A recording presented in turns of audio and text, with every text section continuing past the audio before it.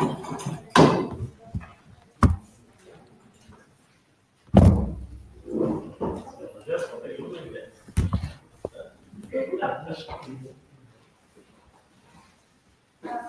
everyone. Thank you for joining us for today's talk on the state of India's macroeconomy at the Union Budget 2025 Assumptions and Reality by Professor Surajit Mazumdar. Professor Mazumdar is a professor at the Center for Economic Studies and Planning in Jaipur, and his expertise transcends political economy, Indian industrialization, Indian corporate sector, and globalization. He frequently publishes op-eds in national dailies and academic journals like and engages in intellectual collaborations with NGOs and CSOs. Professor Mazumdar also routinely engages with young scholars across the world through various platforms. In today's talk, we hope to learn more about the implications of the Indian budget of 2025 in context of the current macroeconomic circumstances. Welcome, Professor, to DSC. The Development Study Group is an independent initiative for students from the Faculty of Globalisation University.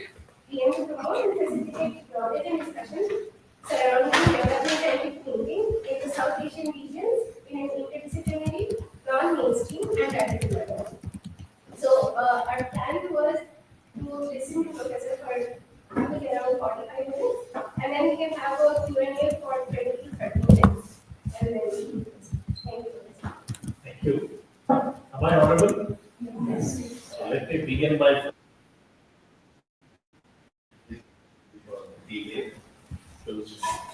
circumstances beyond my control. I came out from home early in the morning, start something where I couldn't get out. So my apologies for that. So I shall, while taking my presentation, try and make up for some of the lost time.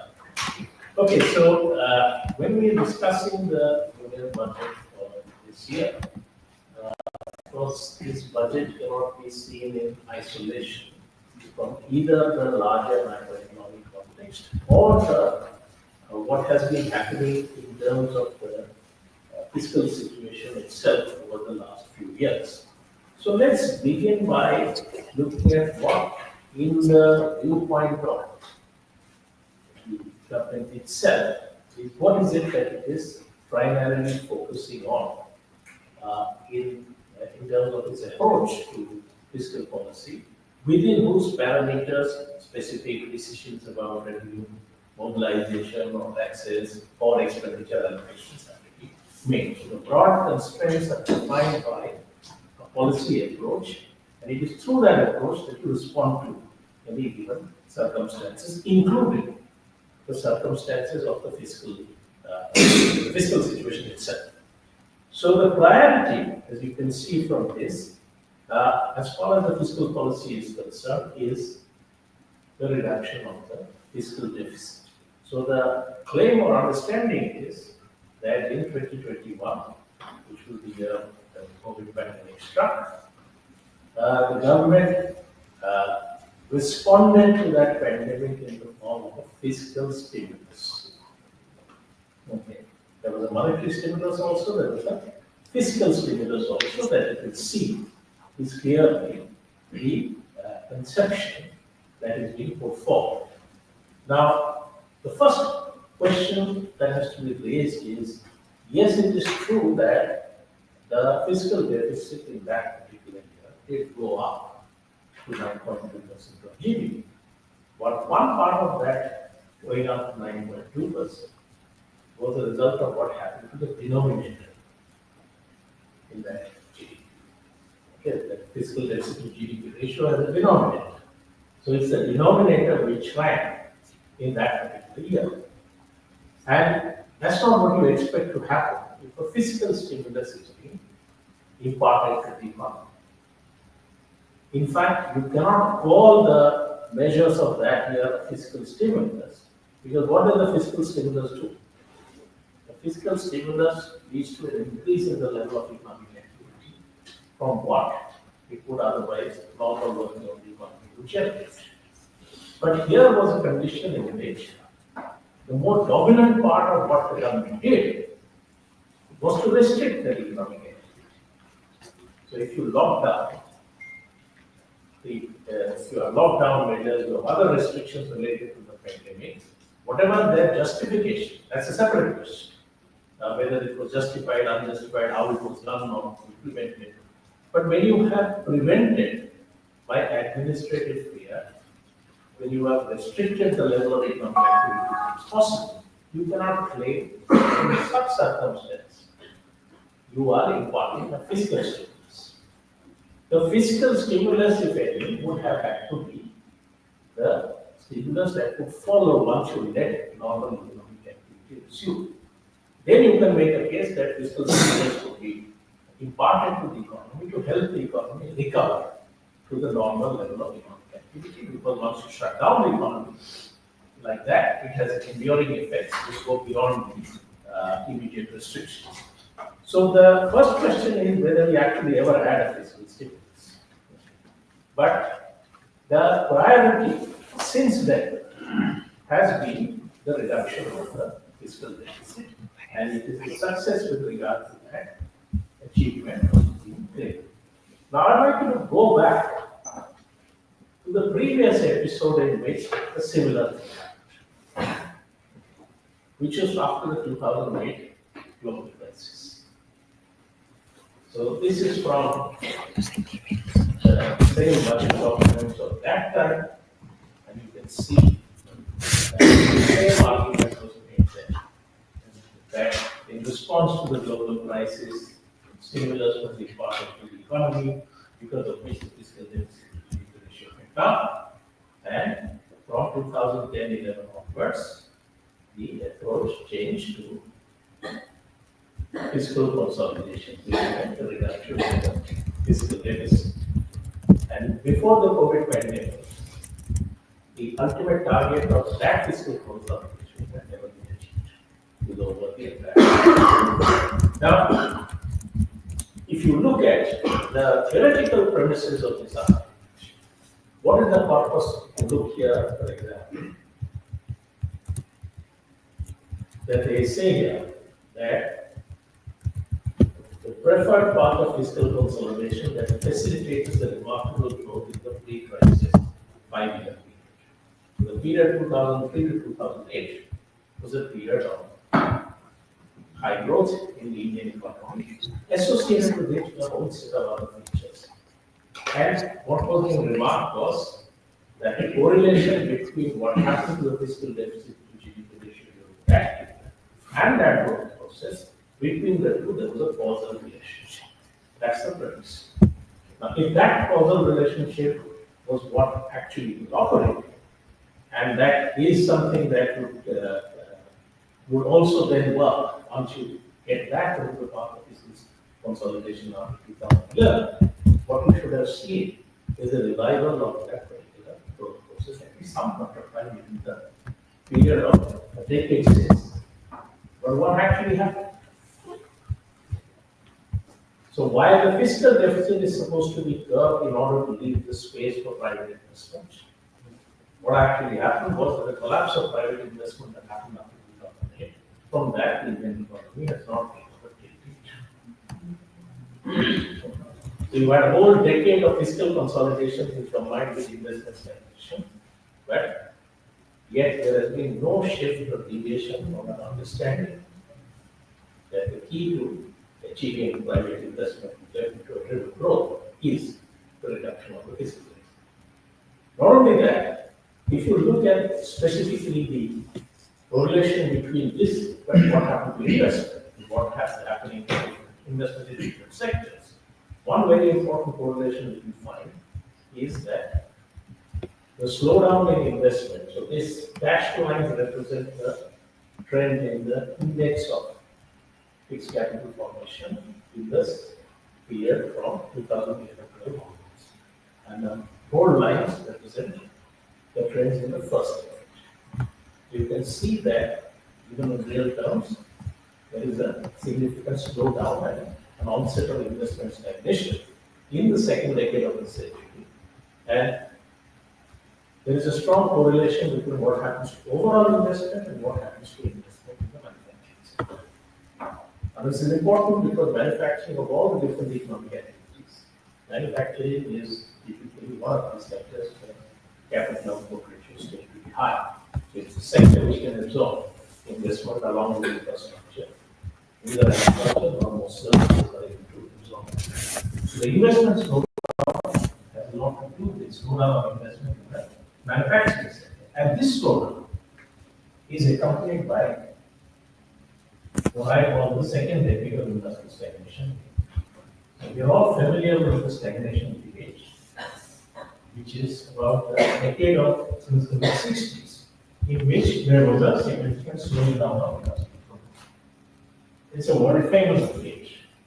But if you look at the period since the 11th club, industrial growth rate has been of a similar trend.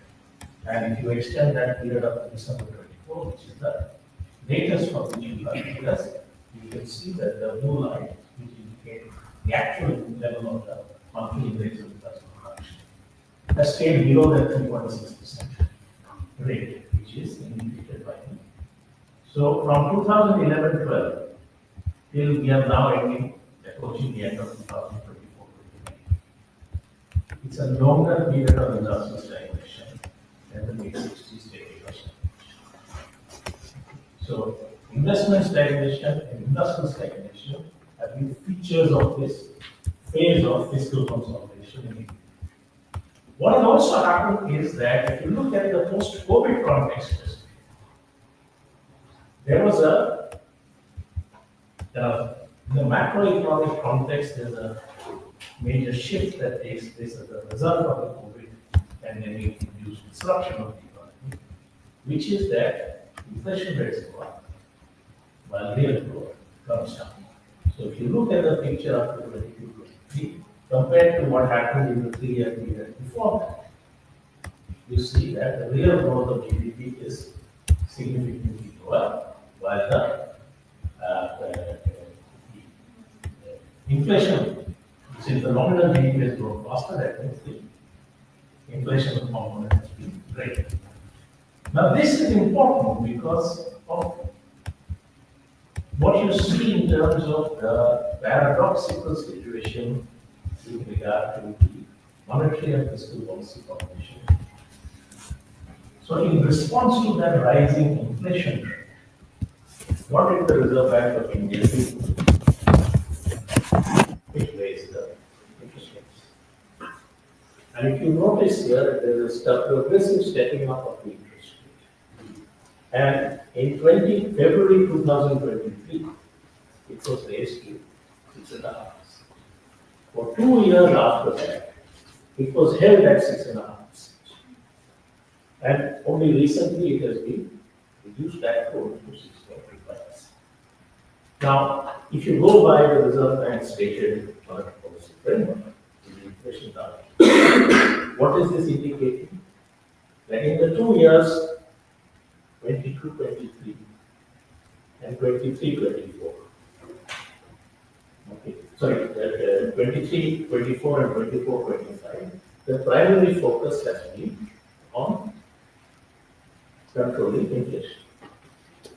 And one of the premises of that policy is that growth is not really a problem. Even if in fiscal policy of the same approach, growth is not so much a problem. That's not the major concern.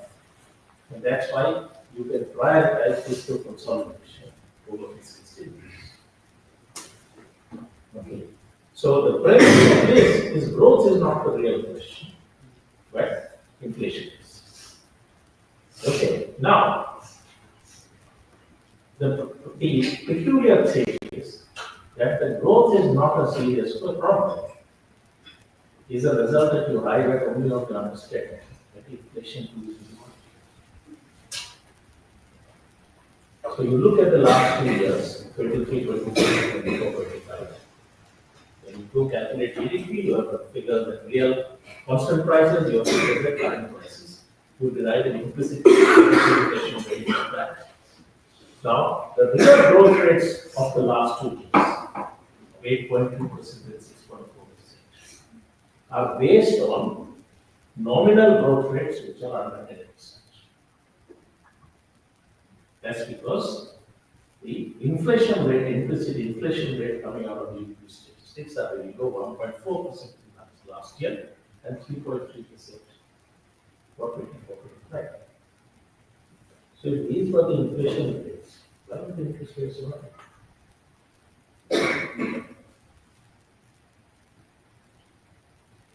Now, of course, you can say that the RBI responds to consumer price index, which is a different inflation from this.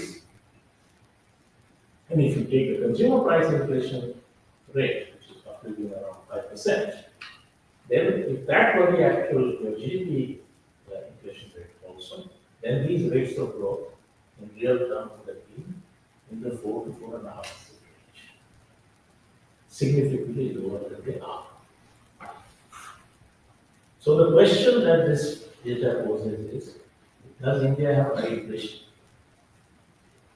Or does it have high growth?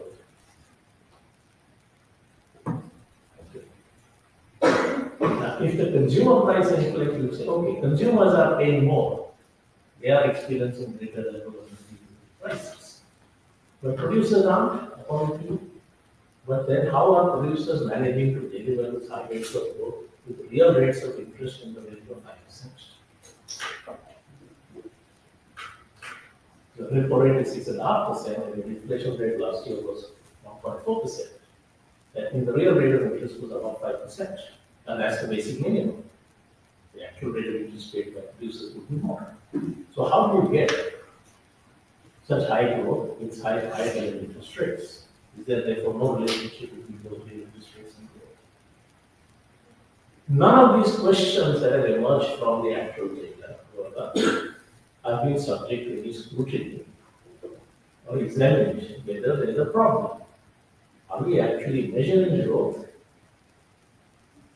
Or is there a problem because of the method that we use to deflate the nominal figures that is producing these figures? Because on the conclusion that you get about what's actually happening to growth of the economy, and this is independent of all the other issues with regard to the GDP series which have been debated for years. This is a relatively new phenomenon. That is new problem that has arisen.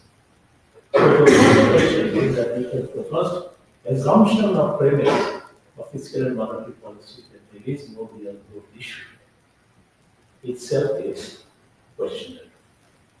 Okay. At least there is something that has to be answered as to how these two different inflation rates work within policies. RBI is also following a high inflation, prioritizing inflation control because it thinks growth is fine, which is derived from here, this figure. But this is based on assuming inflation rate is much lower than the RBI is funding. Now, one of the implications of this what's happening to real growth and increase, that if your nominal growth rates in the last 2 years have turned out to be under 10%, then that has implications for your budgetary calculations also, because they're based on some assumption about the nominal rate of growth GDP. So in the period up to 22-23, if you see that the actual, except for 2021, which was, of course, the budget was announced on 1st of February, March came the lockdown, so that budgetary estimates have made no sense in that. But every subsequent year, if you look at the next 2 years, you had nominal rates of growth of GDP, which was significantly higher than what had been assumed in the budget. Okay. That meant that the actual fiscal deficits would turn out to be higher than what was budgeted. And yet you could get the same fiscal deficit to GDP ratio. But in the last 2 years, that has flipped. So you start with budgetary estimates of the deficit and the GDP.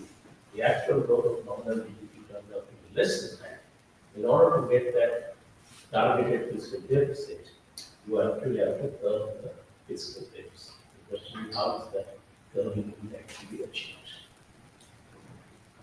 Now, in addition to the assumption that growth is not a problem, we also have an assumption that employment growth is also not a problem in India. Because actually, employment growth in India in the last few years is spectacular. So and much of that is accounted for by some new process happening in the Indian economy. Because if people who are not in the workforce are suddenly growing in large numbers, reversing what had been a long-term trend of declining of participation of women. So the proportion of the Indian population that is employed has increased significantly. Okay. So that's the basis for this. And of course, when you break it down and look at what's happening, you can see that the share of agriculture is increasing, which is not what you expect to happen as a result of structural change. And almost entirely is on account of social. And it's women leading in this that is responsible for women's work participation. So men are not, for men, agricultural employment is not increasing in relative importance. For women it is. For men, self-employment is not increasing as much as it is increasing for women. Now, this growth of employment, combined with what you see as far as the investment is concerned, would tend to indicate that India, for some reason, has suddenly started moving on a growth trajectory, which is extremely different. Because investment is stagnating, especially when you look at machinery input. Across all institutional sectors, these are indices of investment in machinery. It's stagnating. So very little capital formation in the form of machinery equipment, but high growth of employment. What does that mean? There is a peculiarly labor-intensive pattern of growth. In fact, this is also odd because if you look at the relative price of goods, you find that actually India has been facing a long-term trend in which capital is becoming cheaper relative to labor. And this is true even if you hold real wages constant. And that's because of the difference in the relative prices, movement in relative prices of food, which is the principal wage growth in India, and the relative prices of capital goods, which is reflecting what's happening to manufacturing prices in China. So capital goods are becoming cheaper, whereas food is becoming costlier. Real money wages have to track food prices, real wages to be costly. And therefore you have this perverse trend that actually labor is becoming relatively more expensive. Not surprising that it's not in wage employment that your growth of employment is happening, it is happening in self-employment. But when you put the employment and the growth figures together, even assuming that real growth is what the GDP figures are showing, you will also get another peculiarity in growth in these recent years, which is stagnation or decline in labor. So labor-intensive growth and declining labor productivity, this seems to be the trajectory of the Indian economy. You look at employment, it looks really nice, you look at growth, it looks really nice, you put it together, it looks really nice. And when you look at what are the earnings from that employment, which is increasing, and especially of women, you find that there's a shrinkage in real incomes.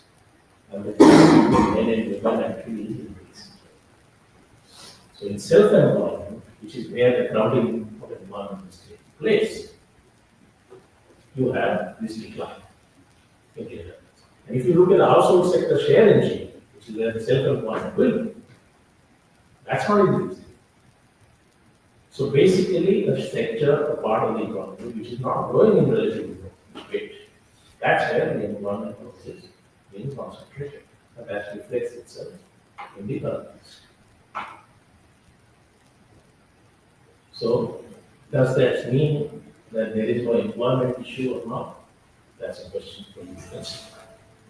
Now, one of the important aspects of fiscal consolidation or failure has been this.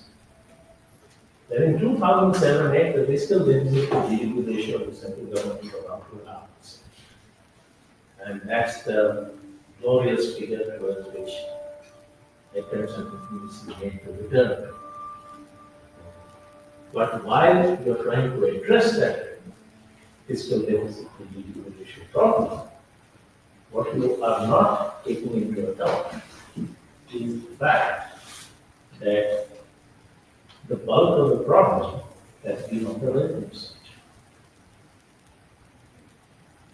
So this adds more in the case of central government and state government.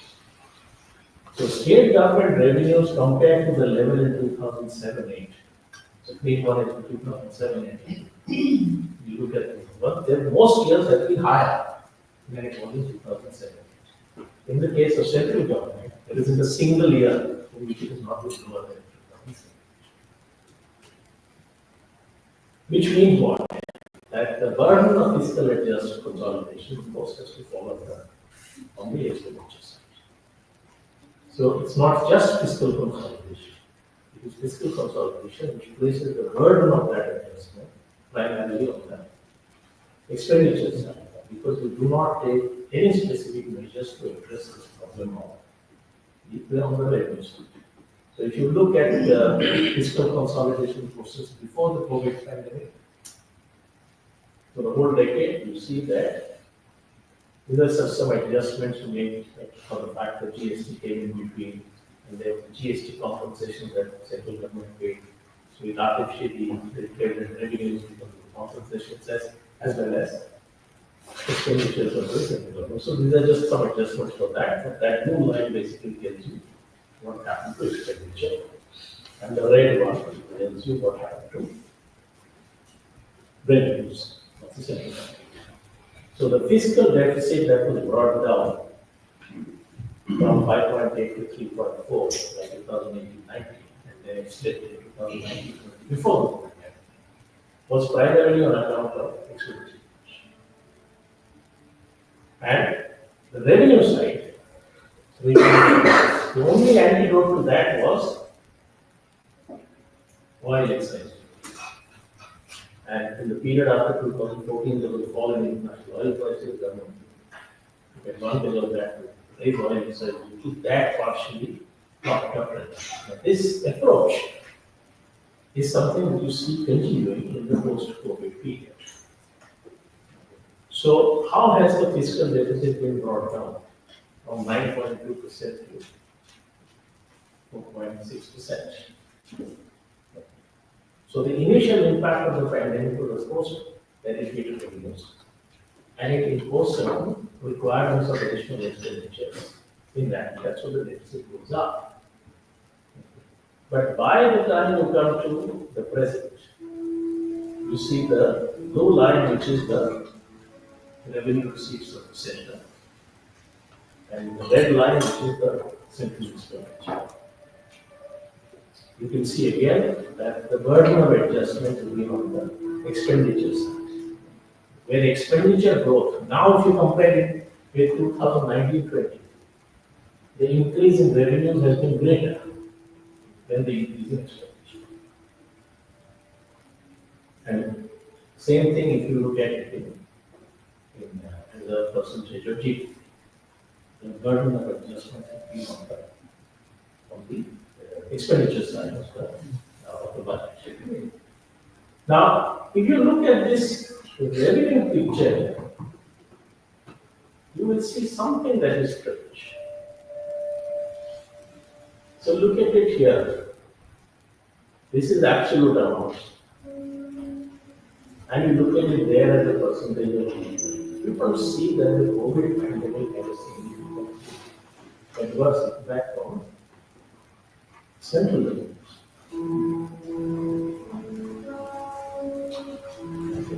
So how did that happen?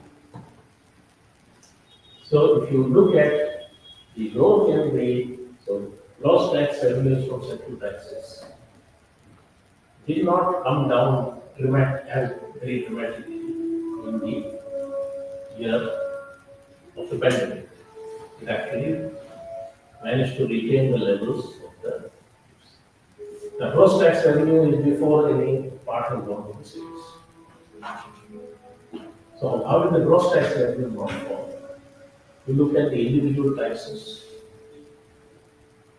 every one of them fell except customs and excise. Which is again money. So the imposition of additional cesses on oil in a period in which you have to shut down the economy, and people are out of work, rather than any attempt at taxing using direct taxes against those who are much better off. You impose what is the universal tax in a sense because it's a universal input. It affects the price of everything. So in that year you have the use of oil excise duties to address it. And the way in which it was done also meant that the part that went to the states came down because we used cesses, which are not part of the residual pool. So you see this continuity that when you need revenue, what do you turn to? Oil excise. That's all that has happened from 2011. Okay. After the COVID, oil prices went up, other circumstances changed, it wasn't possible to sustain those higher oil excise duties, they had to come down. But in that, you first have an indication of how the center is dealing with this. So one of the areas, so one thing is to use oil excise to raise revenues. The second thing you do is reduce the part that goes to the states. To keep up the center's revenue by reducing the part which is to the states. So the center imposes a squeeze on state expenditures also. But there is something interesting that you will note if you look at the different heads of revenue and how they are changed in the post-COVID period. So which is the head of revenue where you had the greatest increase in revenues? It's income tax. Now, can you recall a single major measure of raising income taxes in the last few years? Almost every year in the last years, including income tax, there have been income tax transitions. So clearly, this did not happen because of increased rates or increased development-centric effort. How did it happen? And if you look at this year, so if you go back to, if you look at corporate tax, there too you find that for a period of time, its growth outpaces nominal GDP. But in the last year, it has slackened. So what would be the reason why corporate taxes growth slows down? Why personal income taxes increase? How do you explain this combination?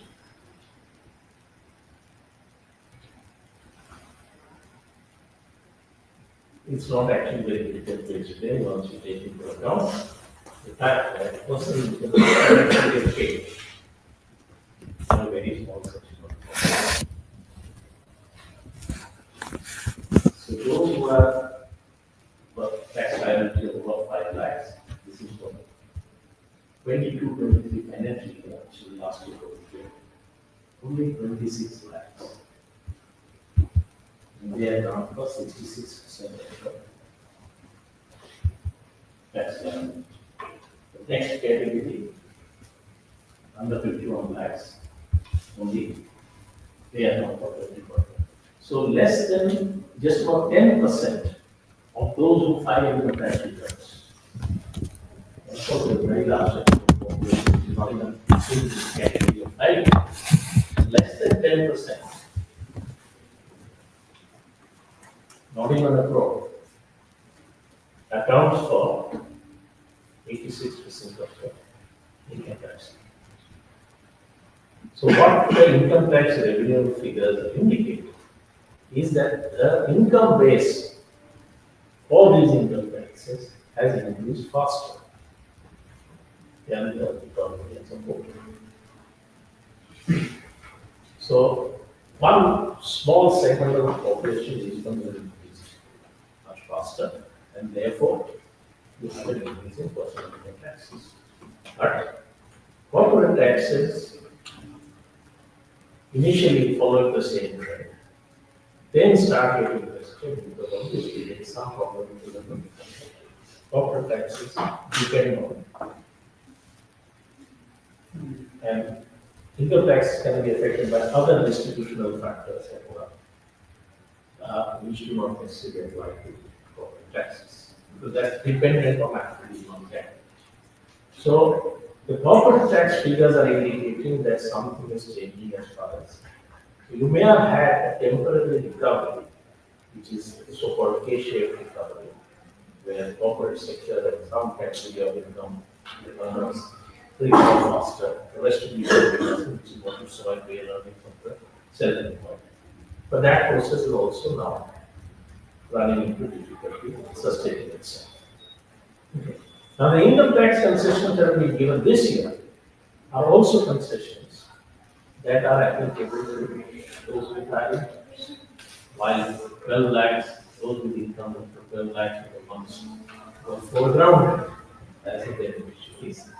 The quantum of benefit will be more to higher income groups. And the 1 lakh crore revenue loss that is to be the result of these concessions, given the distribution of tax liability, means that the bulk of that gain will also be at the top, not those with incomes up to 12 lakhs. There, they will account for only a small part of the revenue loss of the state. So, in this year too, despite the fact that of the evidence that this category of income that grow faster than the rest, it is to them that concessions have been given. The implication of that is that you are trying to, of course, keep the fiscal deficit down, that you have to hit down the revenue side, down on the expenditure side, which is what may matter more to others who are not necessarily those who pay income tax.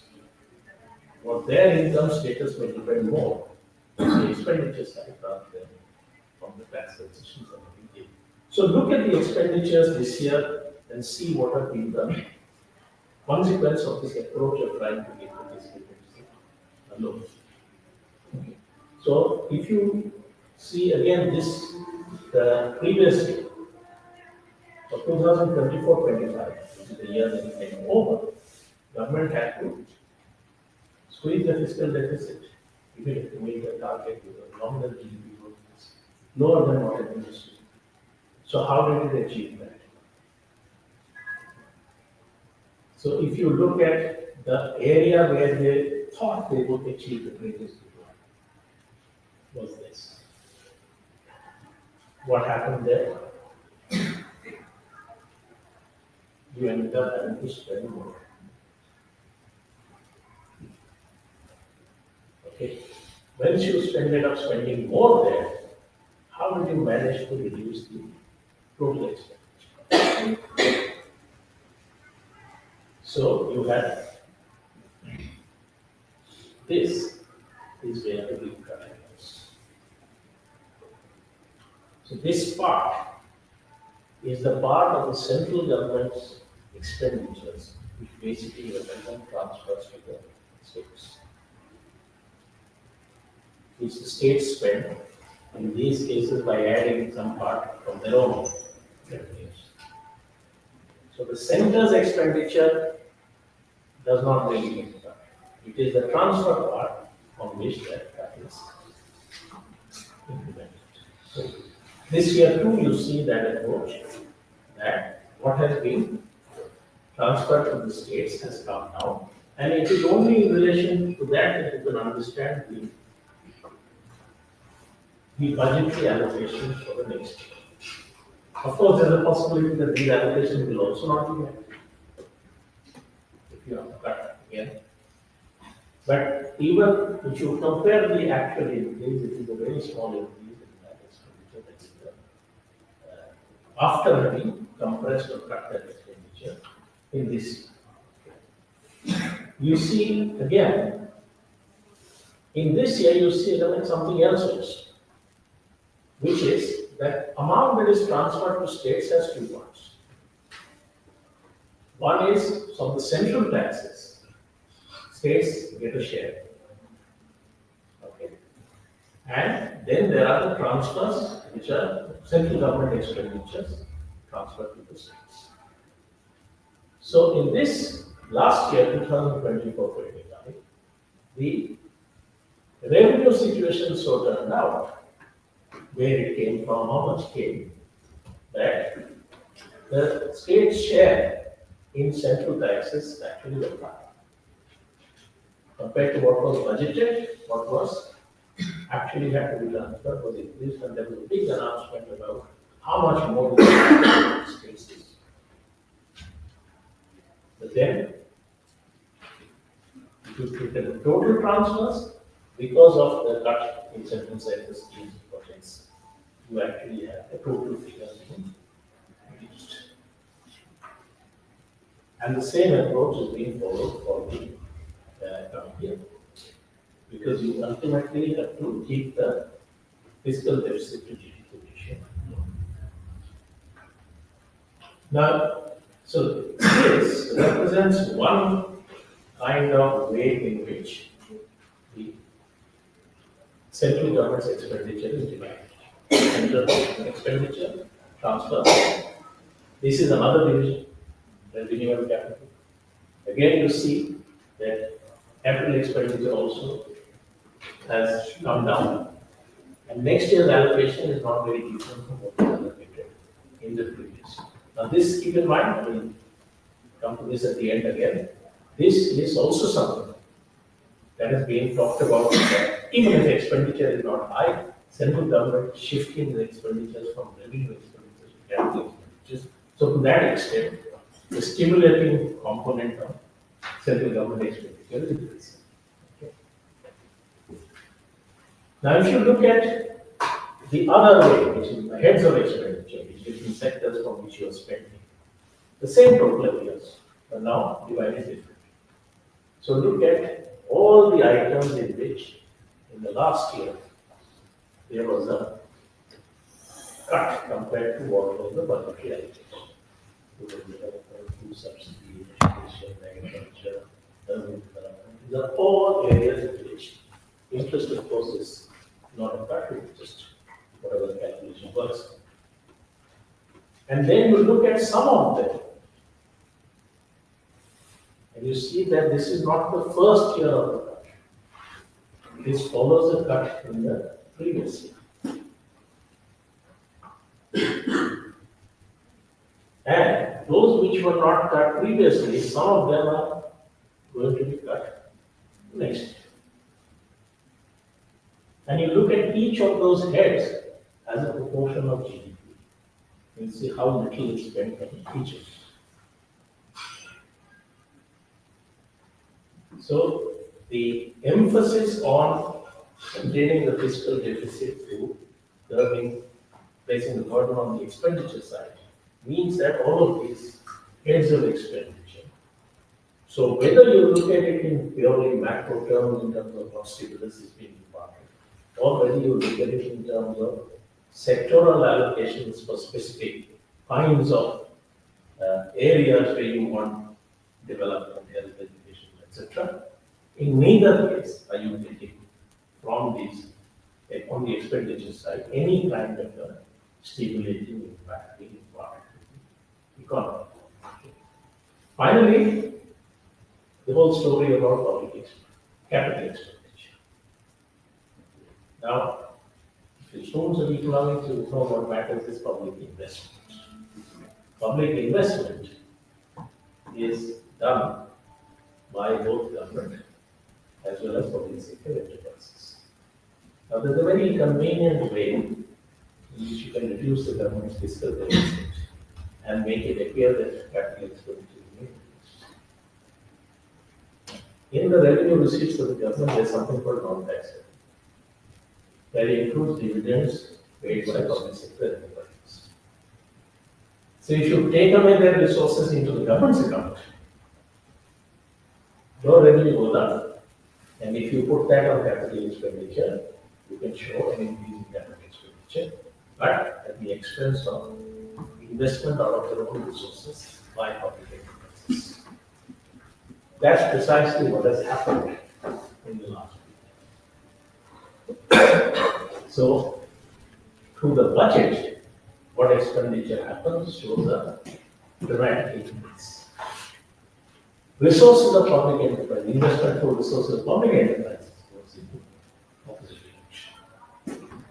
And if you look at the combined figure, this is the picture.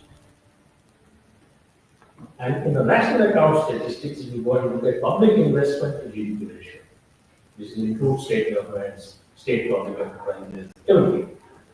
It's been on a decline. So it's not even correct to say that public investment component is being increased, and to that extent you're getting a stimulating impact on the economy. So each of the, in a sense, you have evidence that the assumptions that underlie this fiscal approach, that this is how you will get investment and growth. There is a large amount of evidence that this is not working. You're not getting that investment, you're not getting that industrial growth. Nothing, that outcome is not happening. Yet there is a commitment to pursuing this particular policy. And now we have reached a situation where there are even the assumptions about what's really happening in terms of macroeconomic economy. There are questions about whether those assumptions and risks can be considered, where it is what's happening to growth, what's happening to inflation, what's happening to employment. So, from the same data, depending upon how you choose to interpret it, if I were to show some of these things that I've shown here to people who have otherwise no idea about the economy, what's happening to labor productivity, what's happening to investment, they'll probably describe this as an economy in a crisis. But it's that crisis which is wished away in the formulation of fiscal policy, with this commitment to fiscal consolidation. Even though there's a long period of evidence to indicate that it isn't producing the result that it is, according to its own formulation, supposed to take place. And that's something that no one has chosen to actually explain. And perhaps the reality is that the fact that you have squeezed the incomes of such a large majority of the population is the reason why you are exploiting. That you do not have a sufficiently wide domestic demand base to sustain investment and growth. Despite that cheap labor, you are not able to export. You are not generating an export surplus and go on that basis. So if you're not having exports, you don't have a domestic market, you say government doesn't have to spend. What will be the basis on which you will drive profit-seeking private investment in sustenance? So perhaps it is looking down the wrong end of the problem. Because the fiscal policy approach is something that can only accentuate that problem of inequality. And of course, it doesn't produce any even short-term demand stimulus in the economy. And therefore, if this approach continues, God help the future of the economy.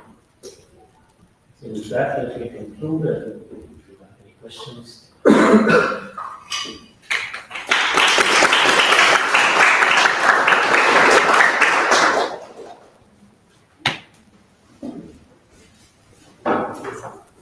We have a round of questions. Yes, anyone just have questions? You can start with the Q&A now. Yeah, I'm fine.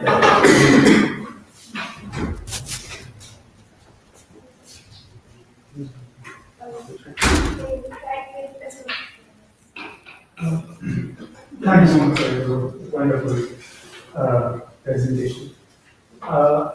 When we were looking at the expenditure column and we were seeing that it is the transfers part, which is basically the centrally sponsored schemes which were declined, but the central sector schemes were more or less it was the same. I just want to ask your opinion on when we talk about characterizing a policy choice or a set of policy choices as austerity, particularly in the kind of like the current European context, etc. Would you put India in that club as well as a set of policy choices oriented towards austerity? Yes, but with one important difference. So the overall approach is basically that of austerity. The state has to curb its expenditures in order to. But of course, we are talking about a peculiar consequence of that. That in many ways, that in the European economy would be going with a reduction or a contraction of the welfare state. Because a large welfare state already existed there. So austerity puts barriers on that welfare state. But that's not necessarily what happens here. Because what is happening in India is that, so if you look at it, the income distribution pattern is such that one small section of the population becomes increase, and the rest fall behind. And not just fall behind, there's stagnation or contraction of income. You have a situation where even if the state is not mobilizing resources from the rich, the state becomes poorer relative to the rich, but it is becoming richer relative to the poor. So essentially, you have one category of income which rises faster than per capita. One large category of incomes, majority of the population, whose incomes are rising much slower than the overall per capita income. And you're in between the state, whose income is tracking per capita income. Because you're basically per capita tax to GDP ratio of the state.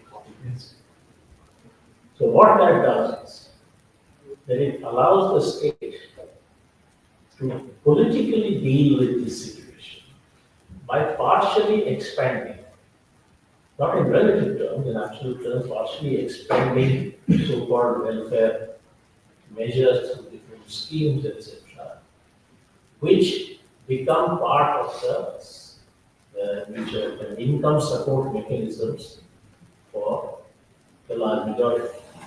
And for them, even though it may not be a significant amount, given the low incomes and the stagnation in those incomes, that becomes an increasingly important part of the basis on which they sustain their revenue structures. So it has some political currency to some people. And you've seen the growth of this kind of, across the boards, state government, central government, this politics of what is called populism or welfareism. It's not that a lot is being spent, but relative to the income situation of our income, it becomes significant. So it's a method which success depends on actually income stagnation of large. It's only then is it going to be successful. If you tell me I'm going to give you 500 extra per month, and not through some scheme, I'm not even going to probably bother to go and fill up some form. That 500 rupees you start decided to give to every farming family in India in 2019. In 2025, you're still giving 500. You haven't increased it. So what makes you think that 500 rupees a month will make a difference? Well, that 500 rupees is given in a time in which the situational assessment survey by industrial households showed that the average income of an agricultural household is still not good. Per month. And this is from all sources, not just agriculture. All sources. This is household, not individual.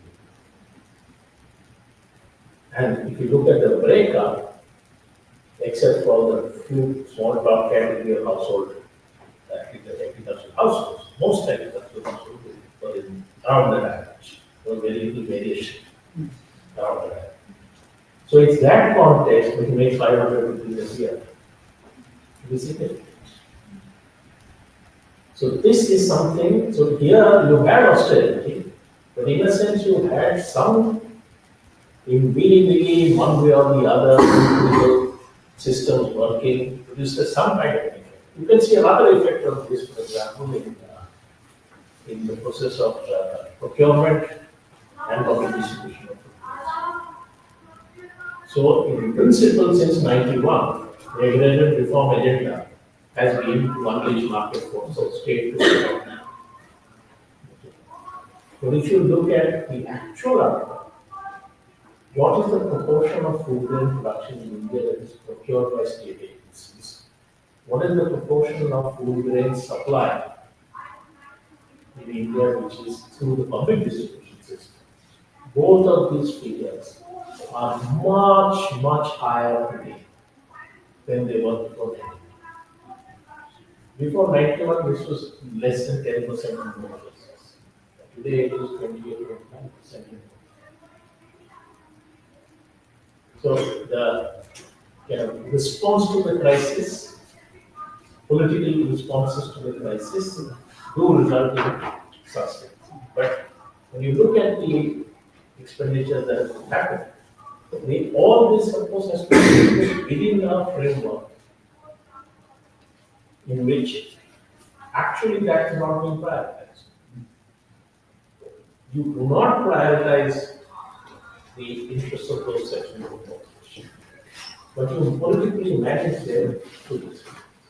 Because if you, what is common between all of this? That when you want taxes, you increase your taxes, and you give income tax concessions successively.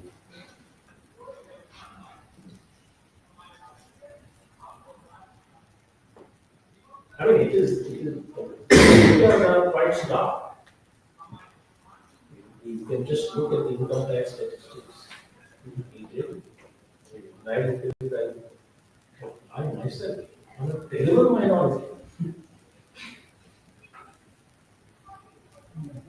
in terms of the where. So just look at salary incomes.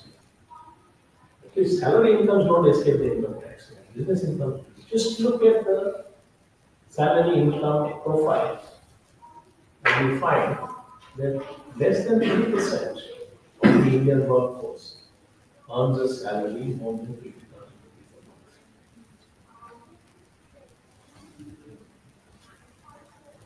month. It's less than 3%. So the gaps are tremendous. And you look at all the levels of wages, incomes, that same data which uses the employment figure for job. 12,000, 15,000, that's the range.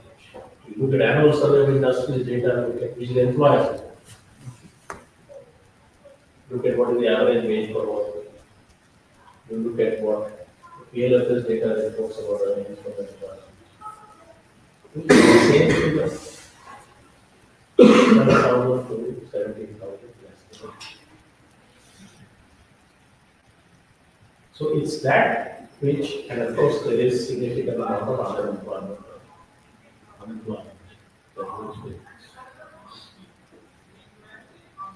So the difference between the Indian and the is that here it may not still be perceptible as a reduction of Yes.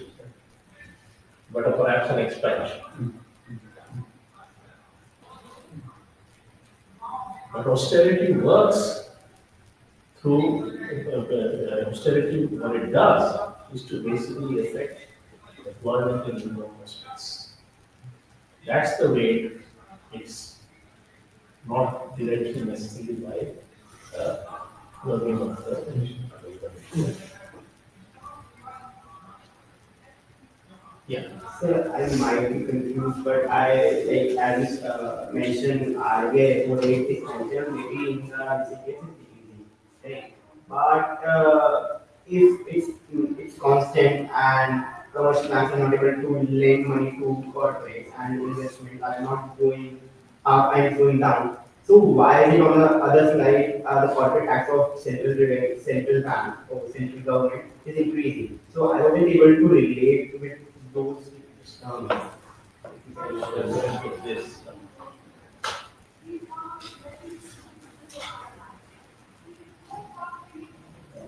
This one. yeah. Yeah. So can you just repeat your Yeah, I said repo rate is constant, maybe it's not decreasing, like recently decreased, but it's increasing. And in comparison, in the same way, investment is also growing.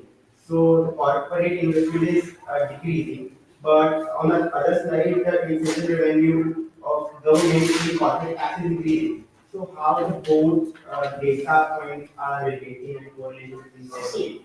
The interest rate, if it affects, can affect investment. Yeah. Okay. And even if the interest rates were lower, not that investment will happen. Because the issue with regard to investment is not so much the interest rate, but the absence of demand. In fact, if you look at corporate sector investment relative to its own savings, not its profits. Profits are in savings, that is the part which is not paid out as dividends, it's a total profit, yeah, retained earnings. As a proportion of that investment, it is now in the 89-90% range. I mean, sorry, savings is in the bulk of investment is being financed by their own savings. Investment being, because it is low, they are not actually borrowing. Okay. Now, how do they manage to get those profits or savings despite that? So, partly that is the result of there are two processes that are probably happening. One is in this period, in the recent period, it's if the wages didn't recover, but say sales recover, then there's a redistributed process at work. And precisely because it is redistributed, it has limits. It doesn't go on, it can't sustain itself. That's one part of the process. The second part of the process is something that is not really being properly studied and documented, whether it's happening or not, to what extent. But probably what you're also seeing is the process of the corporate sector's expansion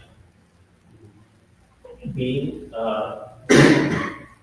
not taking the form of expanding activities, the economy as a whole, but replacing other parts of the which were not within the corporate fold, like the unorganized sector, replacing the unorganized sector. So its share in the economy can still increase, and therefore its profits could also increase. There is another possibility which is also indicated when you look at the income tax data that comes in the budget to get this data on there's an annexure which talks about revenue foregone because of different tax legislations. If you look at the section on corporate tax, that is based on income tax data. They give figures of the number of companies making profits and the number of companies which report losses. And if you look at the trend over time, what you find is that the proportion of companies making losses and the losses that they make relative to the profits of the profit-making companies rise. Okay. Now, The increase in loss, so there might be a process of increasing concentration within the corporate sector. The thing is that you don't get a subsidy if you make a loss, but you pay tax if you make a profit. So the corporate tax is reflecting the profits of property, not necessarily what's happening with profits for the corporate sector. Okay, so that is another. But if you look at what happened to corporate taxes in the period 2003 to 2008, that's when the fiscal deficit to GDP ratio came down, precisely because direct taxes increased tremendously. Because that's when the period of corporate boom. So corporate taxes led that growth in revenues. That's not the case now, and even less so in the last year than previous. So because that was a period of significant corporate investment that was taking place.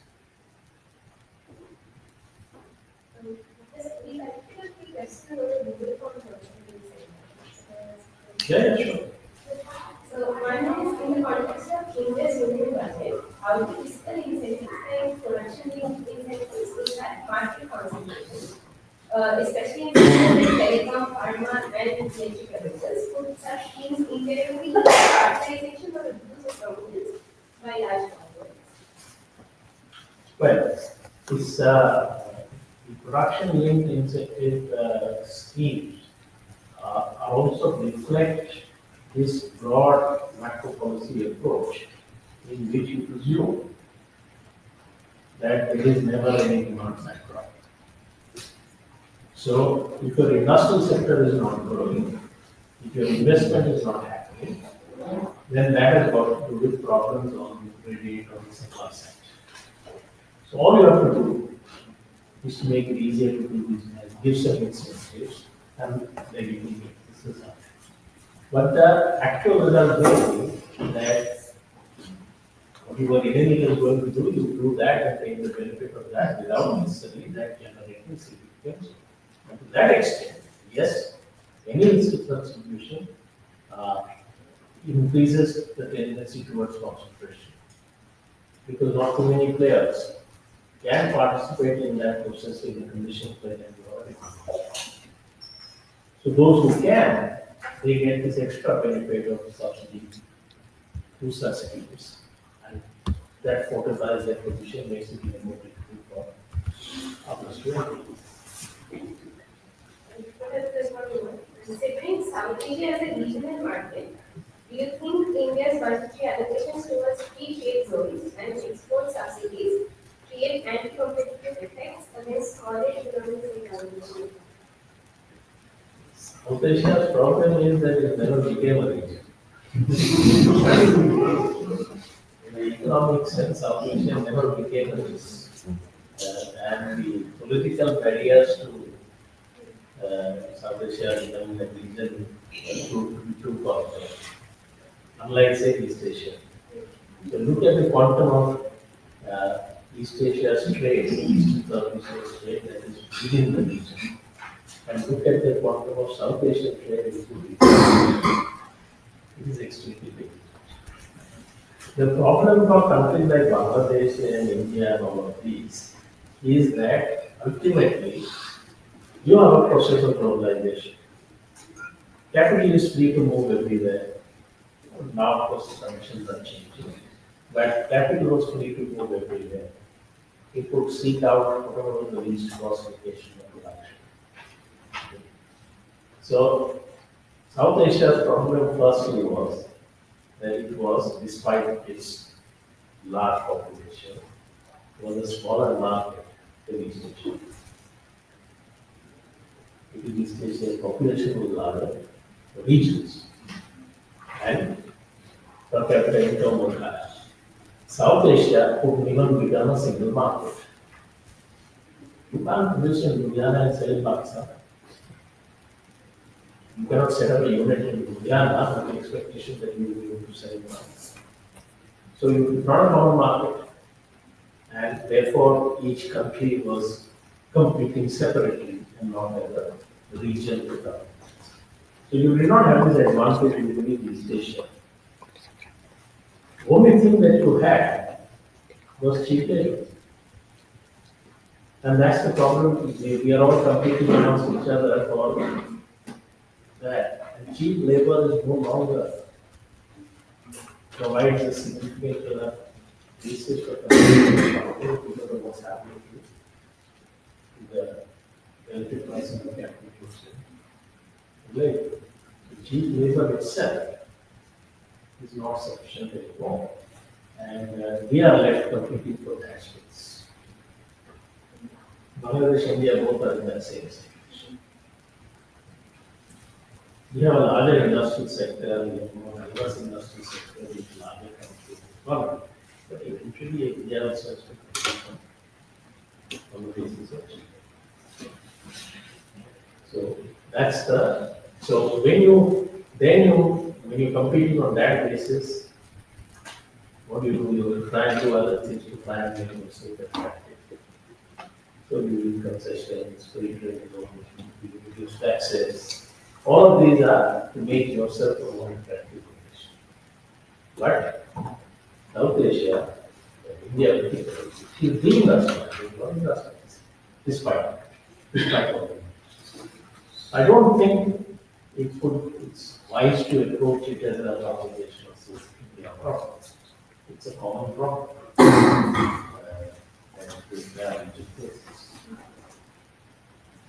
So, Yeah.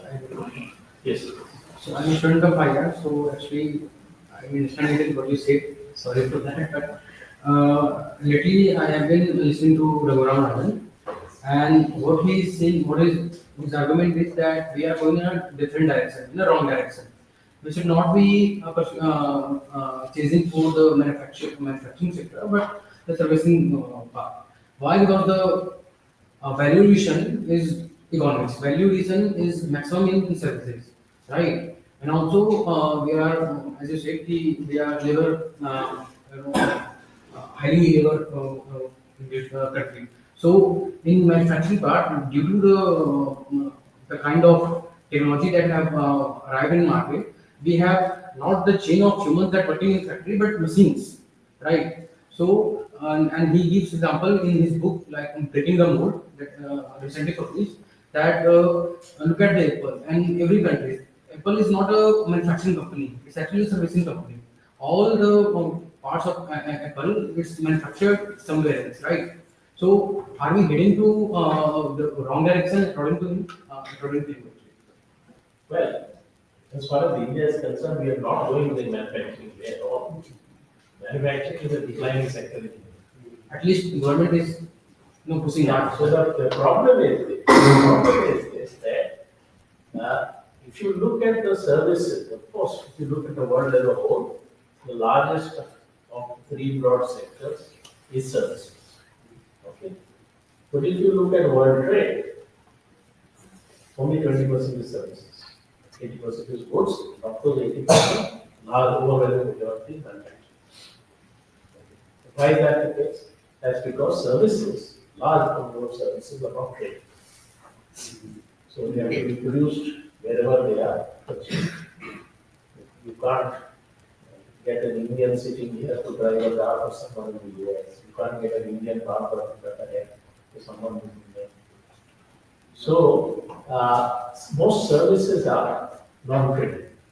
And that is why, no matter what happens to manufacturing per se, okay, in many countries, so if you look at the advanced economies which have also been industrialized, the loss of manufacturing has not necessarily had such an adverse impact on the environment, because the bulk of the environment is already in services.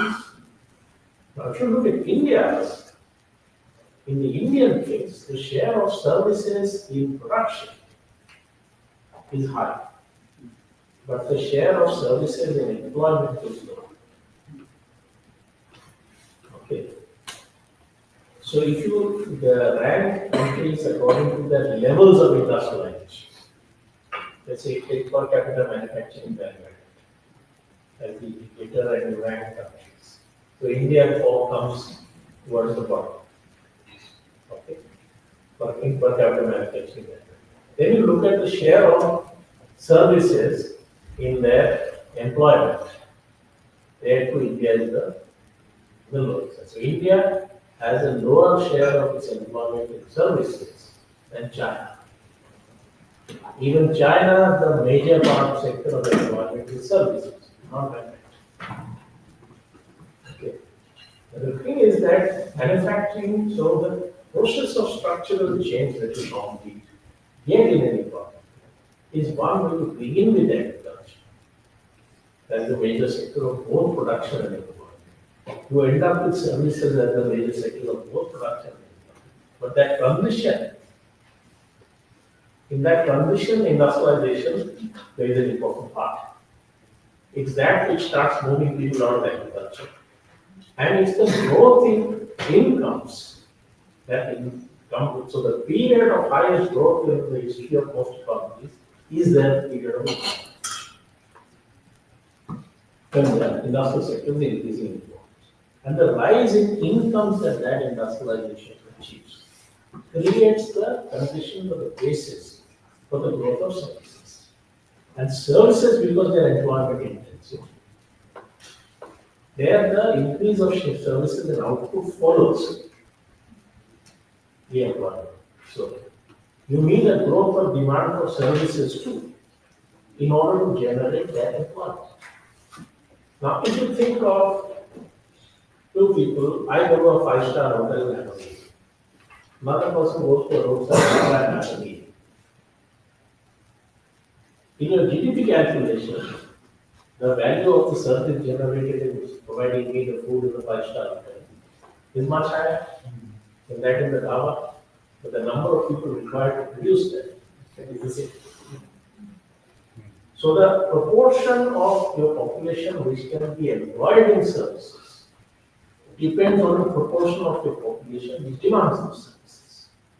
Now, if you have a problem that large majority of the population is stuck at low income, and that's also the reason why your industrial sector is not growing.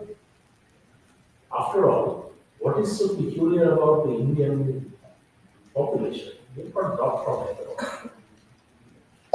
Why is India's per capita manufacturing value is low? Per capita production of most manufactured goods is low. We don't import either. Manufactured products on a very large scale. So why is the average Indian's consumption of manufactured products so low? What would be the explanation? It's because they don't have the means. And because they don't have the means, they're also not, they make a demand on those services. Yeah. A follow-up question to Yeah. that is that the recent media report also sets this narrative that India as a growth trajectory has skipped manufacturing to go into from agriculture to services directly and skips manufacturing as a part of its growth trajectory. So was it structural or strategic investment? No, it's certainly not strategic. No one tried it. This is exposed theorizing. Every argument in favor of liberalization was about every argument about industrialization, liberalization related to the question of industry. And what happened to the Indian industrial sector? Okay. Now, if people say, but this, I do not think that describing it as skipping the industrialization stage is an appropriate description. If you could say it is skipping, if without a phase in which industrial sector became important, you achieved that transition to services being both large share down to the very but your employment is left in services, in agriculture. That's arrested structural change.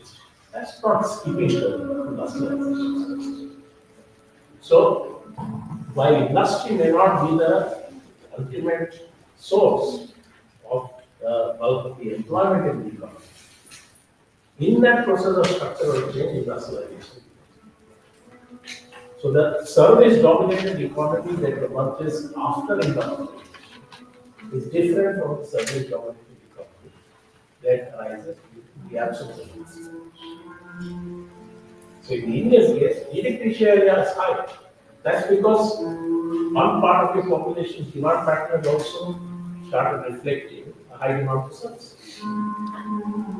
But they have high value services, but not necessarily services generated employment. No driver in this country can hire a driver. No maid in this country can hire a maid. So they are not generating the demand. So our dear friend China was good. Like what did a good transition between agriculture to manufacturing. They are giant of manufacturing right now. So even India is trying to follow and trying to be self-sufficient manufacturing. So people used to say that we are behind 20 years, but China was in 2000s and we are right now. So is it right to say that manufacturing plays an important role to transform an economy and increase the development of an economy? Yes, so far, no major economy we know of which has achieved, China and all are also still in upper middle income. They have not reached high income. They are in lower middle income. So we do not know of a single case of a major economy. Small countries here and there, different was of a major economy achieving high income status without industry. There is no case of that. Any of the high income countries you can think of, whether in the 19th century or in the 20th century, or relatively recently, industrialization has always been a key part. Now, there's a reason why that is. That what the structural change pattern also follows certain trajectory. All of them have followed that pattern. So the service-dominated economies of the world are also the industrialized economy. We are largely still significantly agrarian. So we can continue this discussion over the top of EO. In today's session, and for spending your time and for your insights. You just made this event more memorable. This is the first DSE offline meet that we organized, and it can be possible without the Speaking on behalf of all of us, I can say that we cannot tackle more questions. And there is a gender reminder that we have reading session coming up next, and the details. Thank you everyone.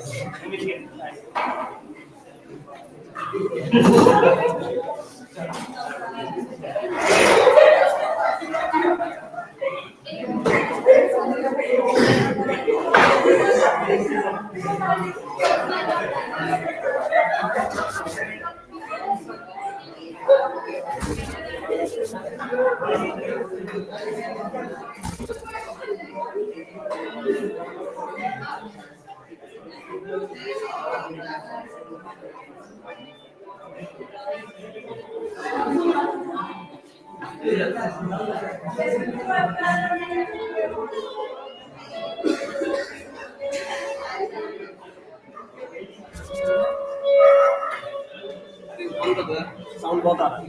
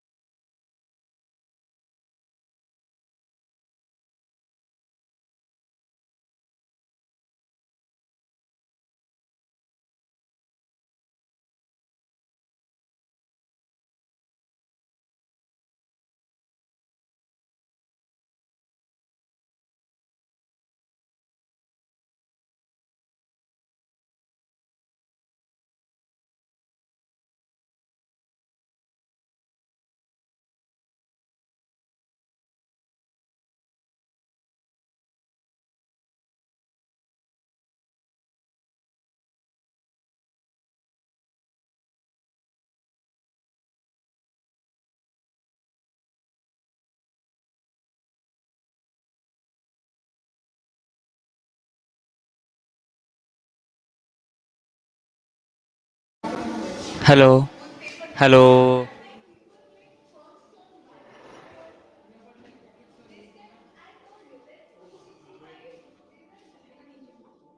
hello, hello, hello, hello, hello,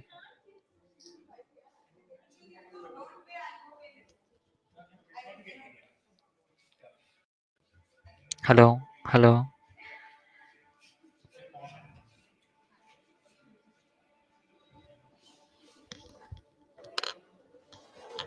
Marenia. So you pressed mute, right? When? Before session. No, my laptop is always on. Yeah. You didn't unmute it. No, I thought it's also. It's fine, it's fine, fine. That's why the sound was not coming properly. Did it come at all? It came, but like now it came in a very the same method with you guys. Also, I think this mic, it's a cheap mic. So